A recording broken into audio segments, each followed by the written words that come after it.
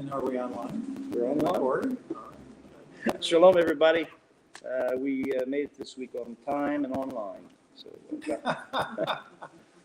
God bless your word into our hearts in the name of Yeshua. We just thank you so much for this amazing gospel. This amazing work of John, the disciple of Yeshua.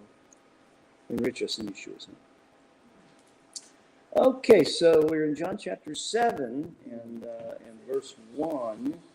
And we're going to be entering a place where the antagonism to Yeshua is going to do nothing but escalate. And so verse 1. After these things, Yeshua was walking in Galilee. For he was unwilling, that is, he made a conscious choice, to walk in Judea, because the Judeans kept on seeking to kill him. So it's a continuous problem, a growing problem. Now, clearly, the writer knows of Yeshua's latter Galilean ministry, but for his purposes, it's not important. So he's not going to record it. So after these things, well, it's going to be 6 months after these things. But if you don't read it carefully, you think it's right after these things. And where did the latter Galilean ministry go? Okay, so this is the problem of time, that these writers are more concerned with the kairos, the event-driven time, than the chronological time. So we have to be quite aware of that. So Yeshua doesn't return to Judea at once after feeding the multitude. Why? Because his life was in danger. It wasn't his time yet.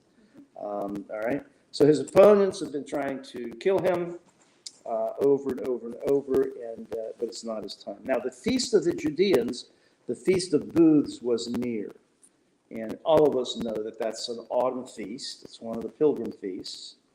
Celebrates our wandering in the wilderness. And by this time, it was also the time of the giving of the Torah on Mount Sinai. And, people do the calculation. It's not exactly the time, but it's close enough. You know? So the rabbis like to put things together. If it's close enough, Close enough. It's close enough. Yeah. All right. So it's really for learning purposes. Like 5 calamities happened on Tisha B'Av. Well, they weren't exactly on the same day, but they group them together, right? To make it work. 12 generations, 12 generations, 12 generations. In the book of Matthew and whatnot. Is it exactly 12 generations? No, but it's close enough.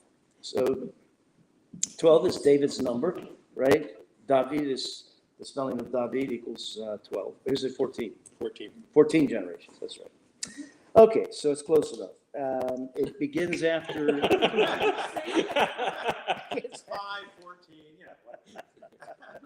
yeah. Dan, you wouldn't let me get away with it because you are a numbers guy. All right. Close enough for government work. So these are one of the 3 pilgrim feasts, and probably all know. And notice what the brothers, these lovely fellows, were you able to read a little bit ahead? Were you able to study a little bit? Yeah, okay. Yeah. Oh, good. So therefore his brothers said to him, "Leave here and go to Judea so that your disciples also may see your works, which you are doing. For no one does anything in secret when he himself seeks to be known publicly. If you do these things, show yourself to the world, for not even his brothers were believing in him." So how do we convolute this?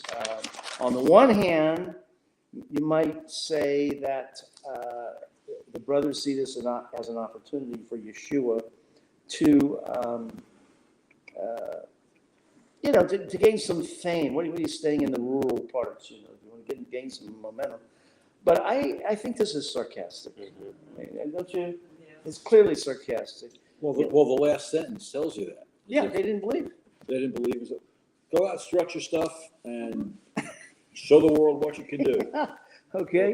Or shut up. So now they're saying nobody nobody that wants to prove something does it in secret. Now, one of the guys I really like is a guy by the name of, and if you run across anything he writes, it's really worthwhile reading, Richard Longnecker.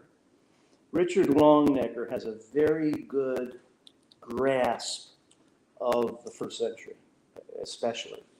And he wrote it's just a small book, it was really a powerful book, Early Jewish Christianity. To me, it's a misnomer, but he's a clergyman and a scholar, but he really has a grasp. And he shows clearly from intertestamental texts that the Messiah was not going to self-proclaim. In other words, it's called the Messianic secret. And I wouldn't bother reading a whole bunch of that stuff. You get bogged down in what is the Messianic secret, page after page after. It's just a very simple thing. Yeshua does the works, and they testify of me, he says, and he lets other people proclaim him, like John. Okay, and that was what a lot of these intertestamental books and the prevalent understanding of the first century. That's what they purported, is that the Messiah would come almost from nowhere, an unknown, and of the seed of David, and come onto the scene, and his works would in fact reveal who he was. Like Peter, when he revealed who he was. Yes. Flesh and blood, as he told us, has been revealed by my heavenly Father. Okay? So Yeshua said to them, my time is not yet here, but your time is always opportune. Now, what he's saying to his brothers is, it doesn't really matter when you go up to the feast, because you don't have any great plans in life. That's what he's saying. Everything, your time is always an opportune time. Whenever you want, you got nothing better to do. Okay, and meaning that my time is a kairos, is event driven, and it's significant. And I'll go up when it's the proper time to go up. But you guys, you guys just all time is alike to you. You go, we wander through your day. You go up to the feasts like good religious guys, not to take anything away from them in that arena, but it's like a routine that you fit into, and then every once in a while you get a bright idea without an overwhelming and encompassing goal. Like I have here's a glimpse. Hey, son, here's a little bright idea. Oh boy, that prayer really, I didn't see it in that light. This scripture, I see this in a different. But there's no overreaching goal like being a light for the kingdom of God. That's just an example. People ask me, well, why do you sacrifice your life for God? I said, I don't sacrifice my life for God. I have a bigger picture. My picture is very big. I am a light. I was created to be a light in a darkened world. We're in John 7, early verses. So my time is not yet here. And so my time is not like yours. My time is Moed time. And what is a Moed? A Moed is an orchestrated meeting, an appointed time to meet something, a goal, God, a person. The festivals are called Moedim. They're not called Chagim. They're generally called Moedim, appointed times. God's appointed time to do what? To meet with his people. Right? So that's Yeshua's, his time is Kairos time. You guys have a calendar. Okay, Passover is coming. You know when to go up, you go up. Maybe you go a day before, maybe you an hour late. It doesn't matter to you. You go up as a part of your routine, and Yom Kippur and Rosh Hashanah and Sukkot and so forth and so on. But my time is a different time. I have a time where I am reaching appointed meeting places, okay? And my time to be taken by the Judean council is not yet. That's not my goal. And you don't understand that. You have no idea about even what you're saying. You don't have a divine commission to accomplish anything. Now, of course, I'm adding to the text, but clearly, yeah. I have a question. Yeah. With the, when he says, but any time is right for you, is there any kind of implication of him saying any time for you to believe in me, for who I am, is right? He's saying the opposite. Oh. He's saying you have all these times by being observant Jews, but you don't have the time to consider what I'm doing and what I'm saying. Okay. Now later on, they're going to be in the upper room, so things will change. You know, the ascension of Yeshua, which is actually what John accentuates, is crucial to everybody's understanding. Like, oh wow, he died to live. He died to allow us to live. He died to conquer death. Nobody could kill him. He laid down his, all of that was post-resurrection and after the event. And it's kind of like what God promised Israel in the desert. He said, listen, when you get to Sinai, you will believe. Okay? You're going to have trouble all along the way because you have a slave mentality, a prisoner mentality. But when you're finally free of Pharaoh and you're at Sinai and you see the thunderings and the lightnings, you're going to understand. So that's sometimes what it takes, is reaching whatever goal there is, looking back like that. It was very important to me that you have that testimony that God was always there.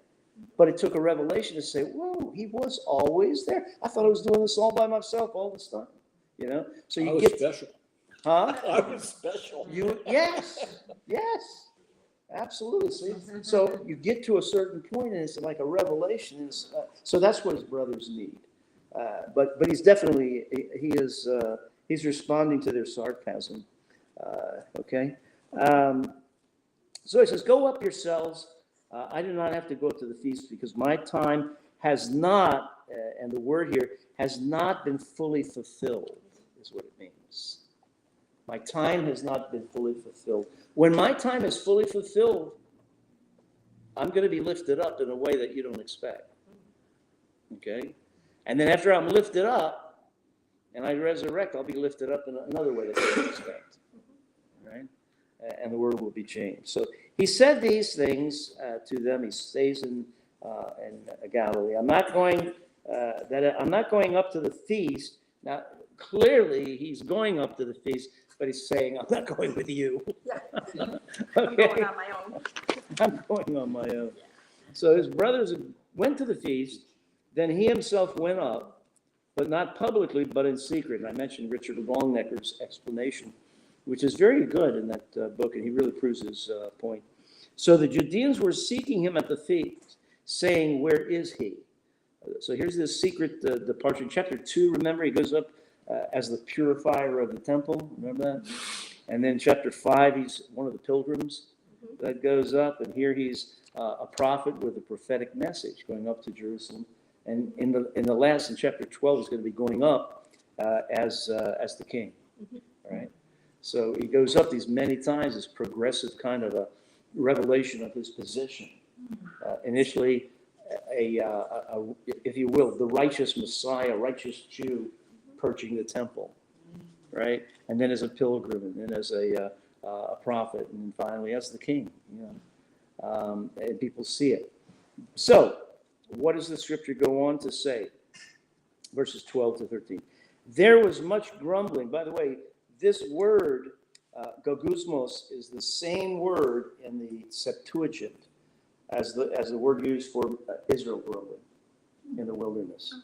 Okay, same kind of murmuring. We call it murmuring. Okay, a complaintive thing. There's much grumbling among the crowds. Notice, not crowd, but crowds, right? So there must have been what? groups of pilgrims from diverse places, right? And so there's grumbling in the crowds. Some were saying he's a good man. Others were saying no. On the contrary, he leads the people astray. Yet no one was speaking openly of him for fear of the Judeans. Nobody, like the blind man's parents, don't ask us, ask him. Right? We don't want to get in trouble. And so nobody spoke openly of him. They just spoke within their little groups.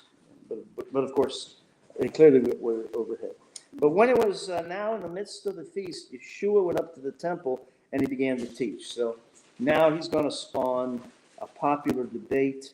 There's a lot of curiosity. Is he a good man? Is he not a good man? Is he a deceiver? Now he's going to teach here in verses 14 through 36. And that's going to cause plenty of problems. In Malachi 3:1, and the Lord whom you seek will suddenly come to his temple. Isn't it amazing? And there he was, out of nowhere. Here he was in secret. Now he's not in secret. He appears and begins to teach, right?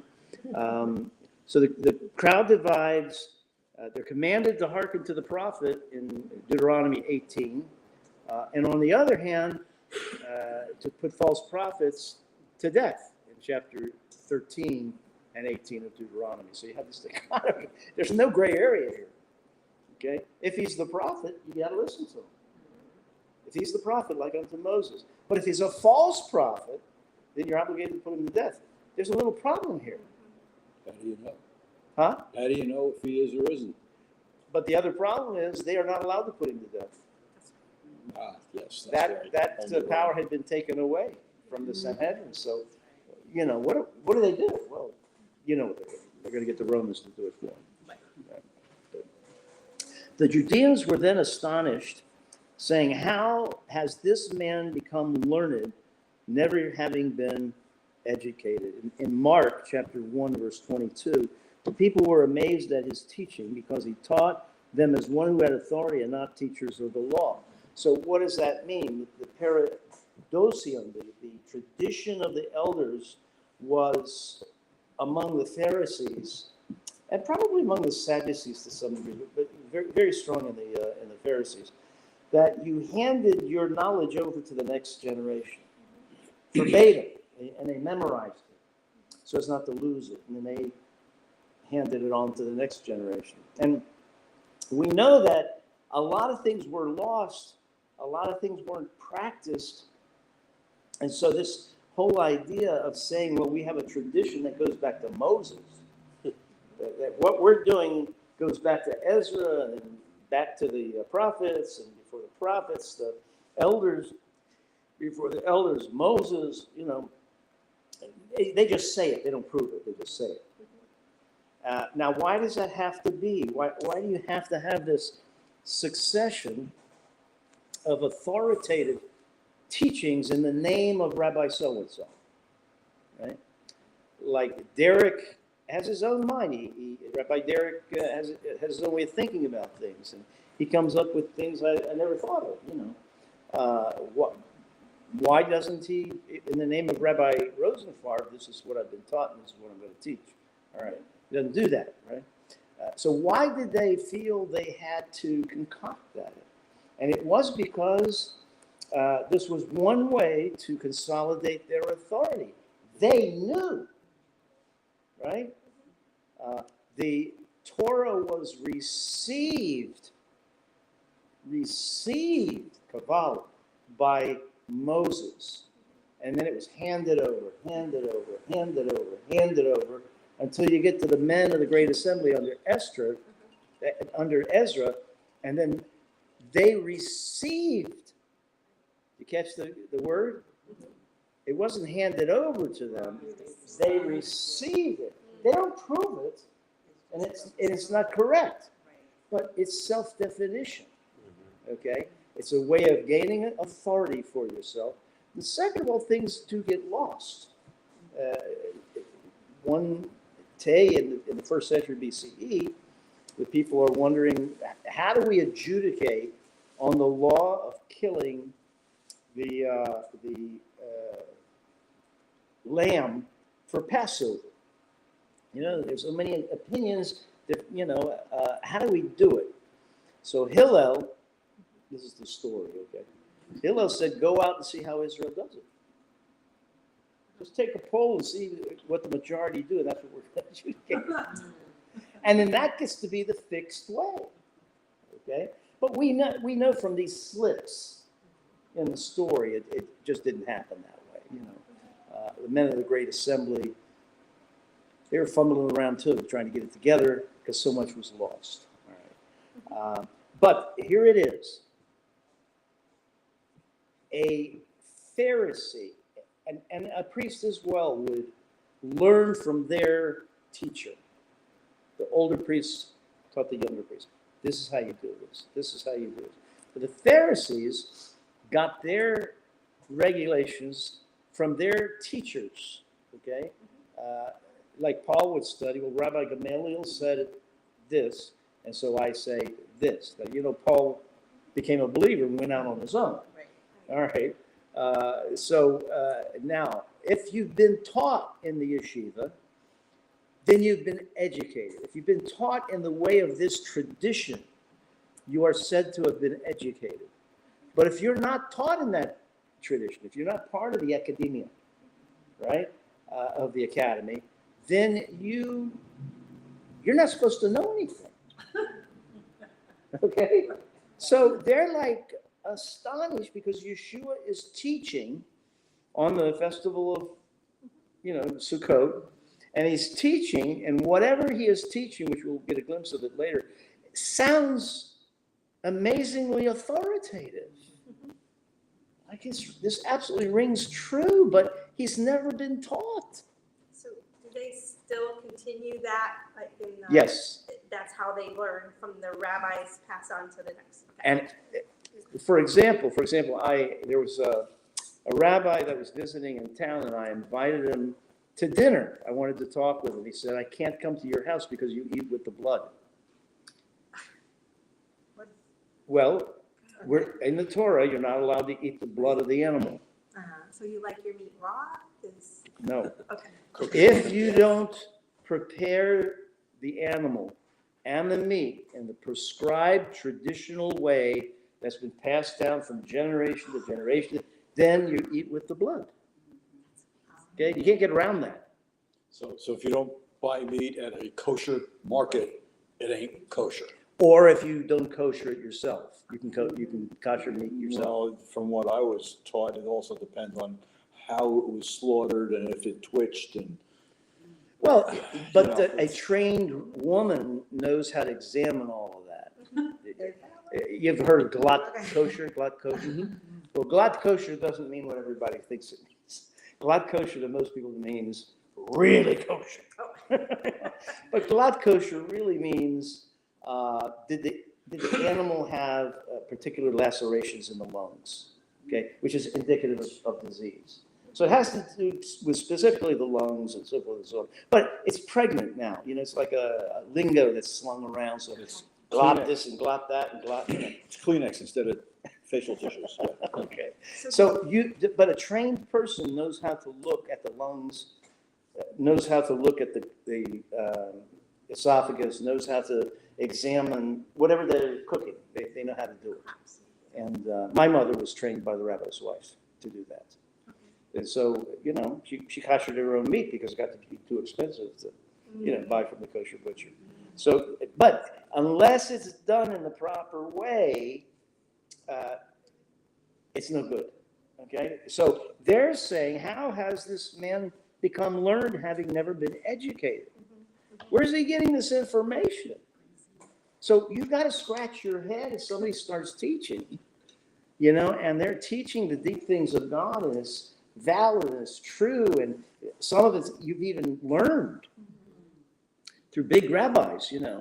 They're scratching their heads on this, and maybe it makes them a little less eager, to grab him right away.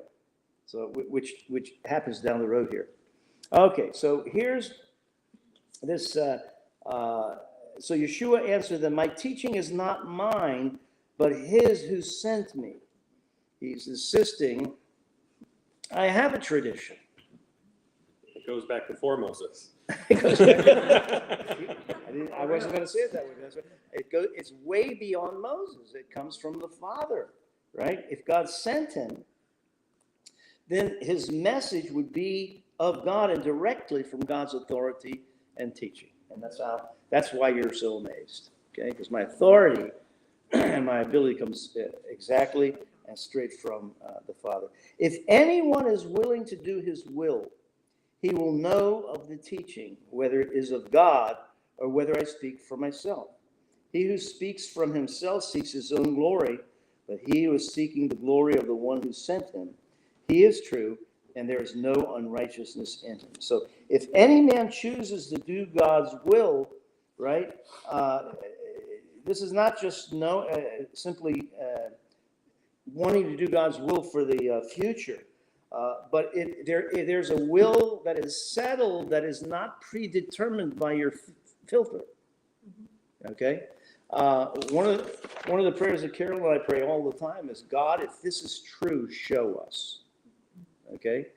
I mean, I've discovered a lot of things I didn't want to discover, okay, by asking that question. Carol jumps in. I put my finger in first, but I get in there eventually. And so if you have settled that what's right is more important than being right, and you're going to want to do God's will, you will know that his teaching is from the Father. Okay, it'll resonate. It'll resonate with you, right? It'll absolutely speak to your heart. So if you know God, and you're settled to obey God, then obedience is just simply a natural, non-struggled consequence of that. If you're struggling with it, then your own agenda is getting mixed up with it. Okay, that's what he's saying. I know you guys are confused, but you're going to be still confused because you won't give up your own agenda. You got to please your masters back at home, and so there's going to be some turmoil. I had a girl in the synagogue years ago, and I was preaching a sermon, and she said, Rabbi, I just want to ask you a question because I didn't get one of your points. I said, oh my gosh, you got to say. The girl scholar's going to, she's 22 years old. She's going to tell me what's what, Anyway, she gave me what she was saying. It was like an arrow to the heart. It was like, I couldn't believe she was right on target. I had missed the point of the verse. Wow. I completely missed it. And she completely got it. And it was like, oh my gosh, you got the meaning of the verse. Of course, I had to apologize because, Carol makes you do that. Hi, honey. Oh, I forgot. Hi, Robin. I have to say hi to Robin. So, in other words, you have to be out of the way. Okay? That's what Yeshua is saying. If somebody seeks, if anybody who seeks his own glory, there's no way that they're going to see God's teaching and God's will, and. But if they seek the glory of the one that sent me, if you really want to seek his glory, you're going to hear some wonderful and amazing things that are going to settle your heart. Okay? Now, we recognize that some of these bigwigs, Nathaniel and others, they came to faith, but they didn't say much. They kept quiet until later. But they heard things that they knew were true. So they had to put themselves aside and see what Yeshua was saying was correct. God, what I'm saying and what I'm doing is to glorify God. Okay? That's what I'm here to do, is to glorify God. My sacrifice will glorify God. Think of this. This is an awesome thought. We have the triune nature of God, the Trinity, if you will. And the Son without the Father is not God, and the Father without the Son is not God, and the Son without the Holy Spirit is not God. But the Trinity sacrifices himself, so that the Son comes to the earth. So the Son, The triune nature of God sacrifices part of themselves to come down and to relate to us personally. I mean, when I think of it that way, it's a little mind-boggling, you know. But that's what he's saying, right? Flesh can't do it. Anybody that loves their own individual purpose, right, they're not gonna see it. Here's an example. Here's Yeshua saying, here's an example. Did not Moses give you the Torah, the law, and none of you carries out the Torah? Why do you seek to kill me? God gave you a Torah here, right? He accepted the fact that Moses transmitted the law to Israel, right? He acknowledges the authority of the law. He accuses his opponents who claim to be champions of the law with failing to keep it, right? The charge is what? The sixth commandment, right? Murder. You're seeking to murder me without a cause. You know, for which good work do you want to stone me? Right? No jury, no trial, no nothing. Just go get them. We're going to kill them. You're violating the Torah in this big way. The crowd answered. Now remember, the crowd was from different places in the world. So they didn't know everything about what was going on with the Sanhedrin and Yeshua and their plot to grab him and to kill him. They would have known all this. And so the crowd answered, you have a demon. Who seeks to kill you? Right? So the response it shows that the decision of the rulers was not widely known. Okay, like who? We're not trying to kill you. We're all listening to you. We're all listening, right? Okay, and so they didn't know about the Judean plot. They're bewildered. Insanity and demon possession in the ancient world went hand in hand. So they thought, this guy is raving about nothing. But it just goes to show you what happens when you open your mouth when you have no idea what's going on. You end up calling Jesus demon possessed. Okay, yeah. You know, I was in a congregation that was having some trouble in Cincinnati, Ohio, which is not that unusual, unfortunately.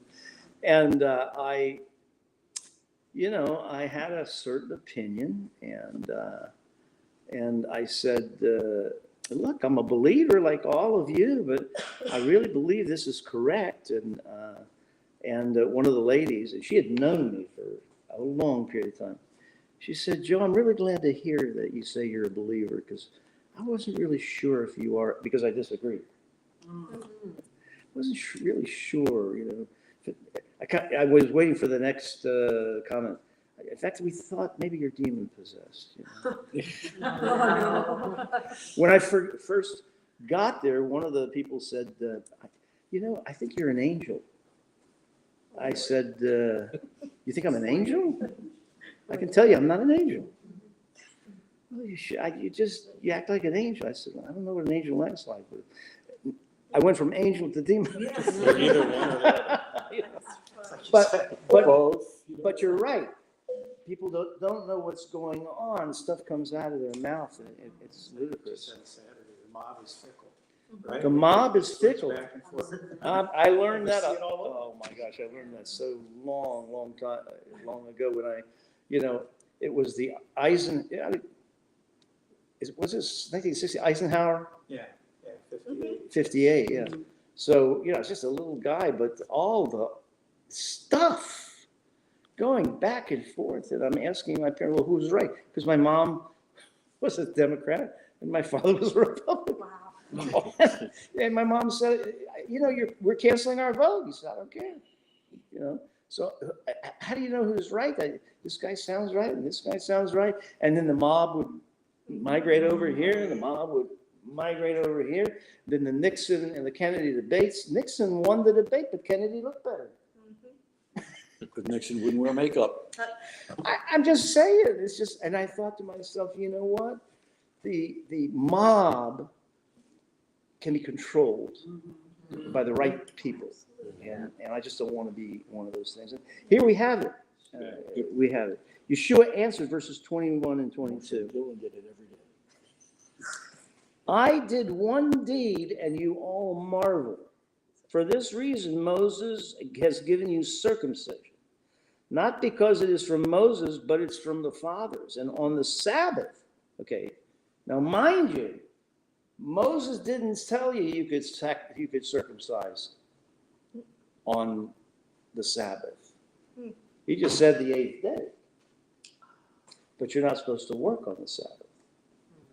But the fathers, the traditionalists, said that because it says the 8th day, even on the Sabbath, you can circumcise.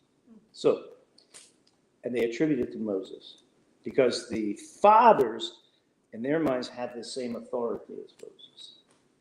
There's a cute little story. Moses comes into a yeshiva classroom one day and he doesn't understand one thing. He can't understand the laws. He doesn't, where are you getting that? Where are you getting that? Where are you getting this? You said it, you just didn't know you said it. Okay? So they evolve from what Moses said, other things. Which that's the way they thought. But anyway, he says, I did one deed. I healed on the Sabbath. That's the deed. I did one thing. And you're just all marveling. Everybody is upset. Moses, but it wasn't from Moses, it's from the fathers, says, but you attribute it to Moses, that you can circumcise on the Sabbath. Okay? He's not saying he did one miracle. He's saying he did one thing that upset everybody. Healing on the Sabbath. Okay, this says, I did one work and you all marvel. I wouldn't use the word marvel. That sounds what you're saying, that's the wrong word here. No, it's like, man, we see the miracle, but you're not supposed to do that on the Sabbath. But he's pointing out that the fathers gave you this rule. And The rules are from men, not God. Yeah, but if men allow you to circumcise, part of an individual for their benefit, what about saving the whole person on the Sabbath? Isn't that You don't make malacha? sense, huh? Isn't that malacha, not avodah? Yeah, but it's reasoning. It's a rabbinic reasoning from Kal v'chomer, from the lighter instance to the heavier instance.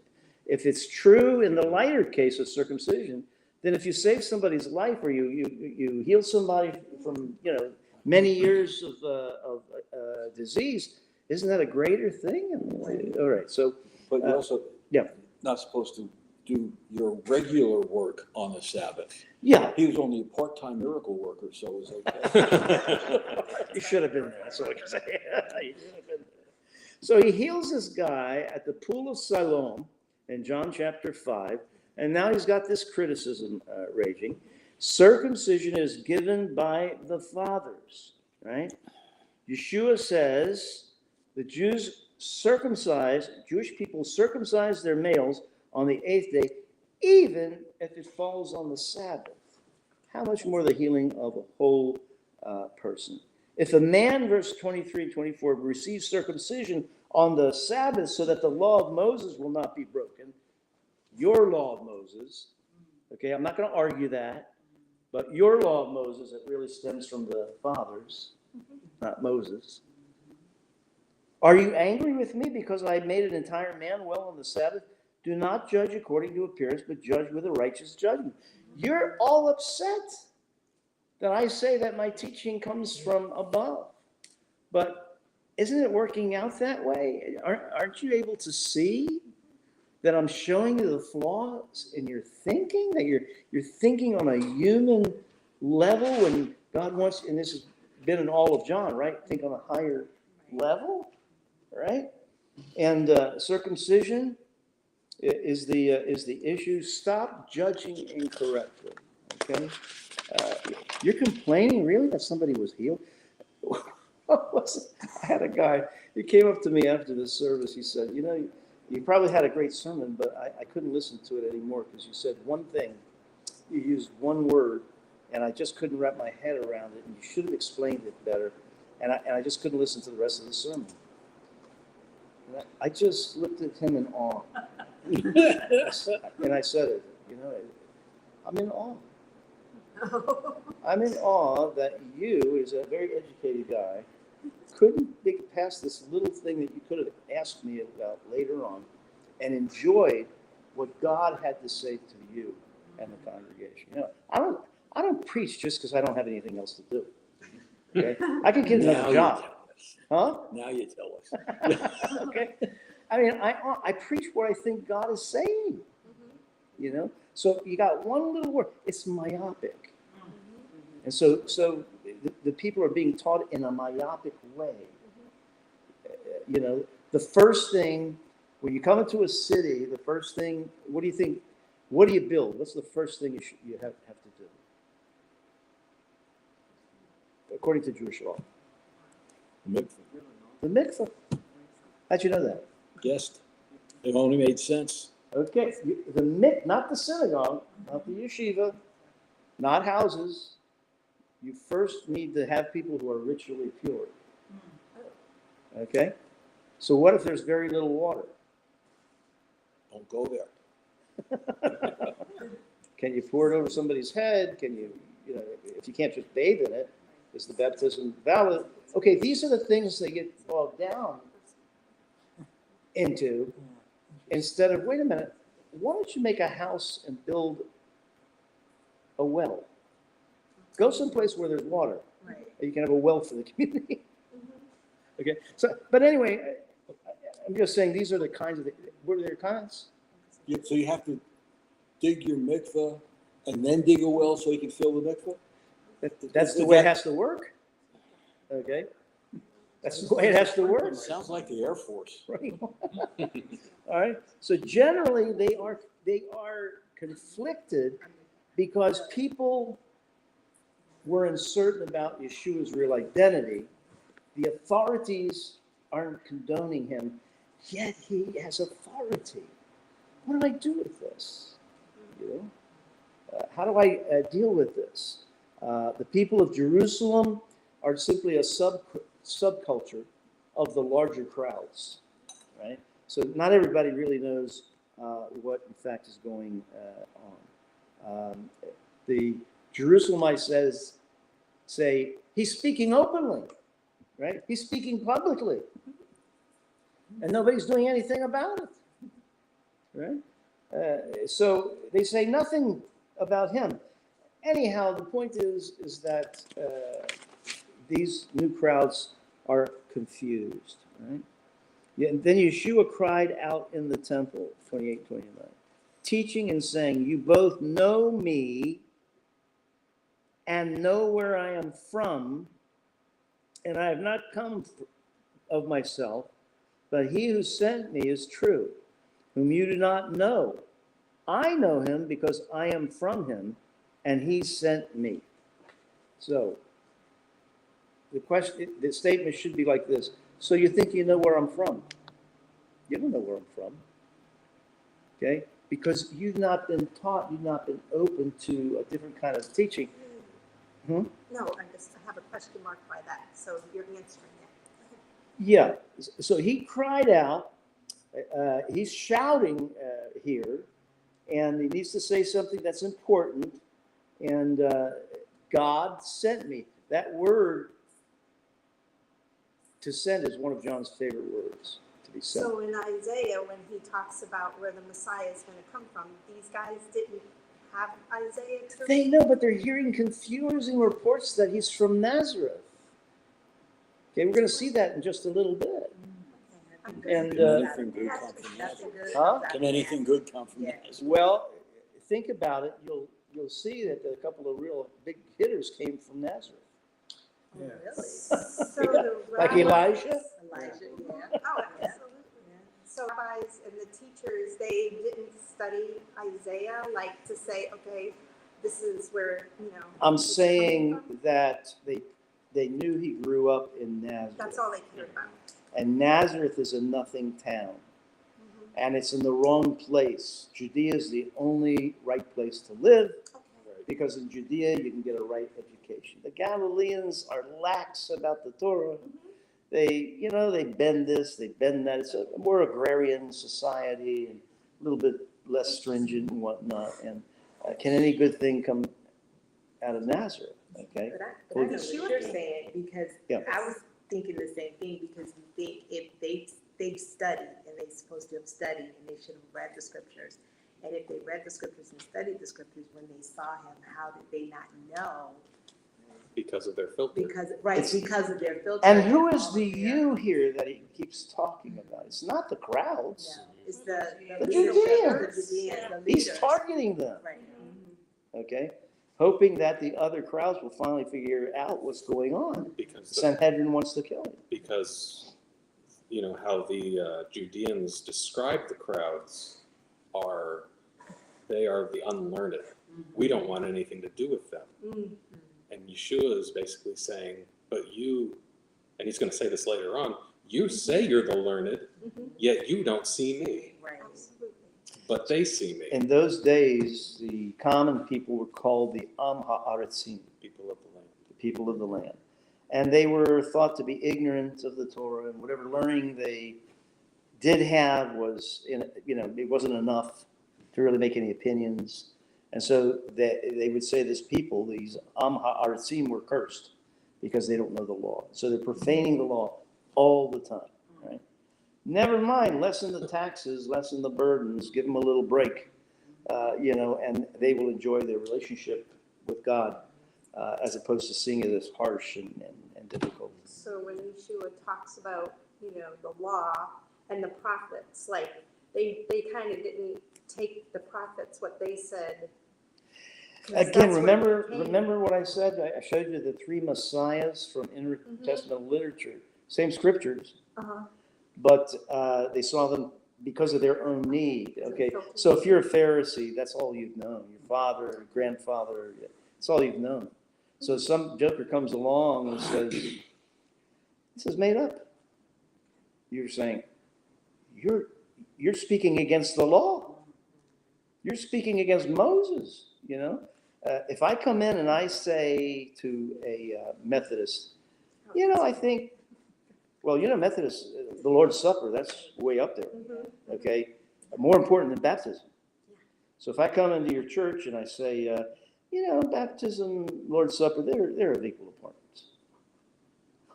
Pick up the stone. Pick up the stones, You're not speaking in our. It's kind of like people that live in Manhattan. The sun rises on the East River and sets on the Hudson. That's the rest of the world doesn't exist. The rest of the world. Was it back in chapter 5? Maybe because something just struck me when Jesus says, you search the scriptures and you think, because you think in them that you have eternal life, but it's these that are actually speaking of me. Is that how he's Yes. explaining you're missing it? You're missing it. And you think you have eternal life in them, and you do, but you haven't discovered it. You've missed the meaning of the whole thing.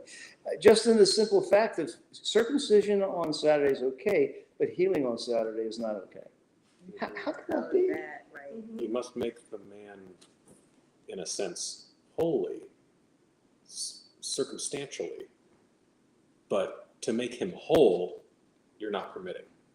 Yeah, it doesn't make sense. Yeah. It's not logical, doesn't make sense. It's out of proportion with God's character. You've missed the point. Which is also important because Yeshua is revealing God's character in that, not to say throw all this stuff away, but let's get down to what's really important and see this man made whole. Yeah, that's the character of God.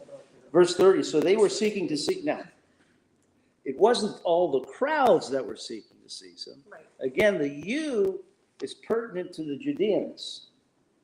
And so the Judeans were seeking to seize him, and no man laid his hand on him because his hour had not yet come. Why had his hour not yet come, and why did they not seize him? Because of the crowd. They feared the crowd. There are a bunch in the crowd that believed he was the Messiah and another bunch that believed he was the prophet. You're going to grab hold of the prophet? We're gonna start a You're going to grab hold of the Riot. Messiah? You're not gonna make it out. You're not going to make it. you're gonna start a riot, and Okay. Rome's gonna come down on you. Yeah, okay. I'm not gonna go into this because, yeah, I don't. Okay, so the Pharisees heard the crowd muttering these things about him, and the chief priests and the Pharisees sent officers. The officers are the temple guard. The temple guard were trained in military exercises and police work, and they were armed, right? So now, chief priests, there's only one high priest, but the high priest was appointed by Rome if he paid enough money. So there were a lot of ex-high priests and a lot of retired high priests, but they were part of the crowd of decision makers. Huh? Emeritus, that's it. When the high priest went to camp. Hi, Derek. So anyhow, the chief priests and the Pharisees sent officers to seize him. They want to get him. The temple guard is sent out to get him. And therefore, Yeshua, at 7:33 to 35, Yeshua said, "For a little longer I am with you, and then I go to him who sent me. You will seek me and will not find me, and where I am, you cannot come." So the Judeans then said to one another, "Where does this man intend to go that we will not find him?" He's not intending to go to the dispersion among the Greeks and teach the Greeks, is he? Now, here, it's they haven't a clue, all right? So when there's a word for Greek, there's a word for Gentile, and there's a word for barbarian.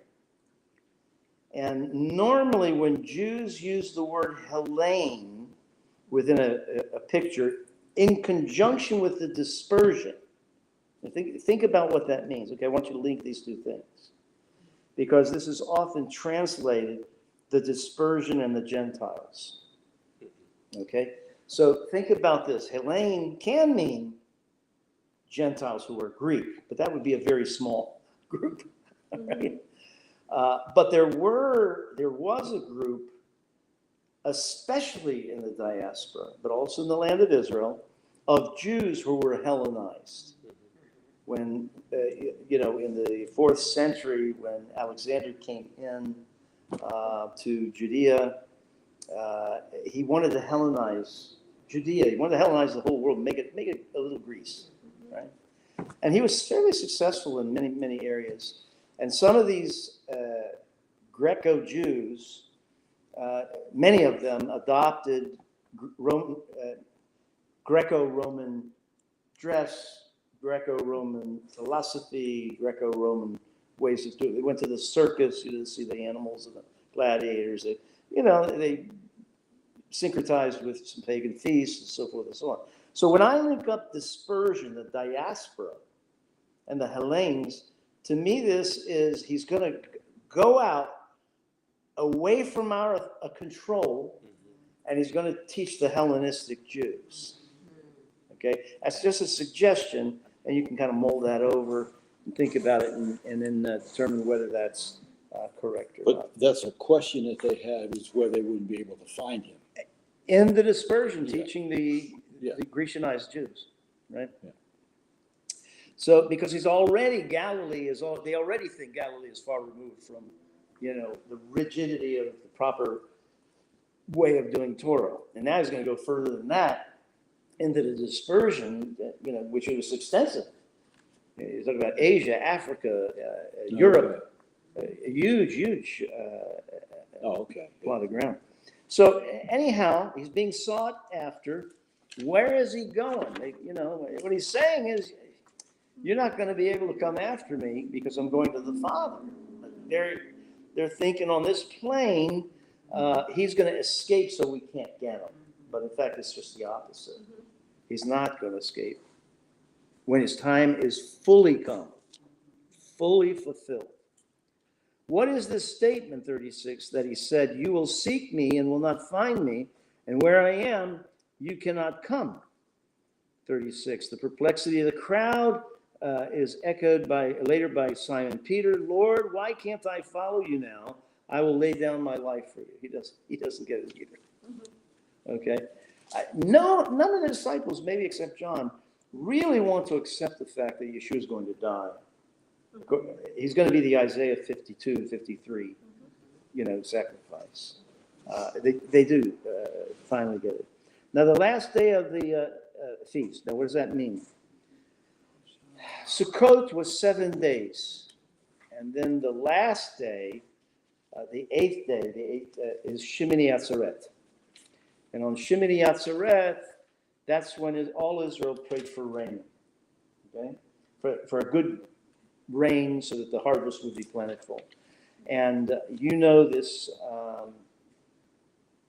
this water libation, they would take water from the pool of Siloam, and they would march in processional with singing and trumpets and so forth to the temple. The priests would go into the temple and pour the water on the altar. It was a beautiful ceremony, believing that God was going to provide for the harvest. So now on the last day, the great day of the feast, Yeshua stood and cried out, if anyone is thirsty, let him come to me and drink. Okay? So Josephus, if you want to read about it, you don't have to go very far. Josephus in Antiquities, in his Antiquities, writes about this extensively. All right. There's a great reenactment on YouTube. Oh, really? It's been of the water libation ceremony, Oh. and where they're showing the two priests up on the wall, and they're going through about 3/4 of a mile from Yeah. the temple to the pool of Siloam. So they're doing this big celebration, and then the priests are up on the wall, and it's like once one pours the water, and there's another who's pouring wine into two separate funnels, and then it comes down and mixes. And it's at that point where there's the prayer, deliver us, right? I guess it's a prayer for Messiah to come to deliver us. Yeah. And until I understood that, I always thought this was really weird. Why would Jesus just stand up? And there were people that actually said, could he be the Messiah? Something else was going on. Now, I think that started to click for some people. I don't know. It's just very good. If you look up water libation on YouTube, there's a couple of them out there, but there's one. They're going through the streets of Jerusalem. I'll look it up. Yeah. If you think of it, maybe you could send it over. Yeah, I think I have it bookmarked. Okay. So he who believes in me, as the scripture said, from his innermost being will flow rivers of living water. Libation ceremony. He spoke of the Spirit. I don't want to go too far. Let's take a look at some of these scriptures that would have prepared people, if not before his resurrection, afterwards, certainly.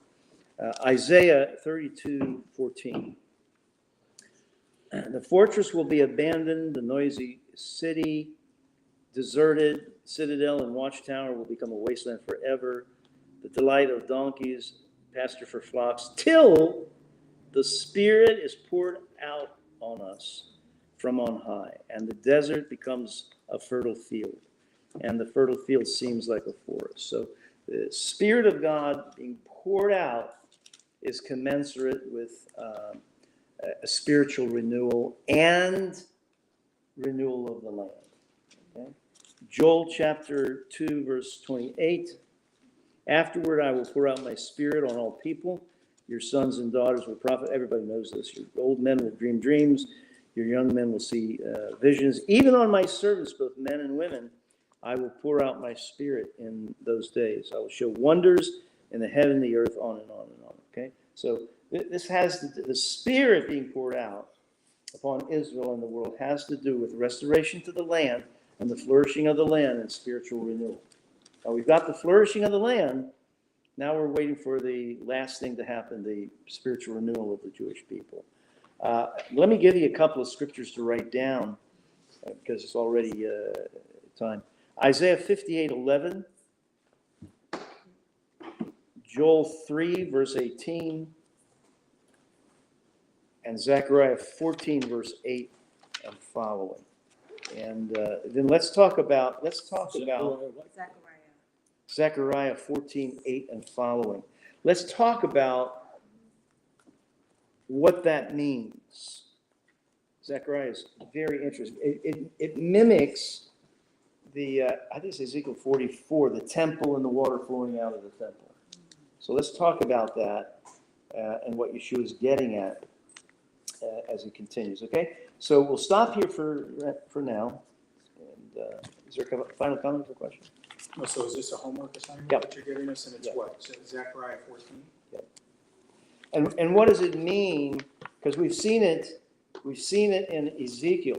I think it's 44 when the temple is measured and what. But then there's this incredible water coming out from the altar, and then the description of that water is very much like the Zechariah portion. And then Yeshua even makes it a little more specific as to what that might mean, right? They didn't believe him. I mean, like, it's mind-boggling. Like, he's speaking about it, and they've read this, and unless they're like, they know it, and they can't, you know. You know, it's an amazing thing. As I grew up, I was taught a certain way. And when I would go to international conferences, people would have different opinions. And I said, how can we read the same Bible and have a different opinion? And one scholar, I will never forget it, Ludwig de Witz was a tremendous scholar. I think he taught at Ashland Theological Seminary. But he said, Joe, I just want to say this. He wasn't mean about it at all. You may find as you study and you open your heart to God more and more that your understanding is very superficial. Wow. I didn't appreciate it then. But since it came from him, I took it seriously. That a lot of times when we're taught something, then we regurgitate it, and then something else comes along to challenge it. And we say, not only is that not true, it never was true. Right? Or something that we're supposed to believe that we can't believe. And then all of a sudden down the road, we realize, wait a minute, that was true, and it was always true. Right? So, you know, when somebody once told me that we are perfected in the Messiah. I said, no, we're not. We're being sanctified, and, you know, we'll be perfected when we see the Lord. I just couldn't get around it until somebody pointed out, wait a minute, you are holy, undefiled, beyond reproach, without blemish, wearing the righteousness of God.